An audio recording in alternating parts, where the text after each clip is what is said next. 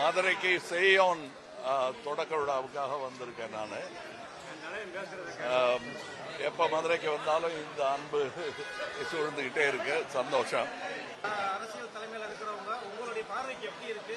அவருடைய ஆட்சி நடப்புகள் எப்படி இருக்கு? நேரடியாக சந்திச்சிருக்கீங்க? இல்லைங்க, 2 நாள்ல சொல்லக்கூடியது ஜோசியமா தான் இருக்க முடியும்.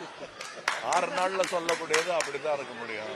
15 நாள்லயும் அப்படிதான் இருக்க முடியும். அதான் ஒரு 6 மாசம் டைம் கொடுக்க வேண்டாமா? புதியவர்கள் வந்திருக்காங்க நிறைய பேர். அதனால புதியவர்கள்ங்கிறது புதுசு கிடையாது அரசியலுக்கு. சுதந்திரம் இந்தியா கிடைச்ச போது எல்லாருமே புதிய மினிஸ்டர்ஸ் தான். அதனால புதியவர்களை நம்ம கம்மியாவும் எடை போட வேண்டாம், ரொம்பவும் எதிர்பார்க்க கூடாது.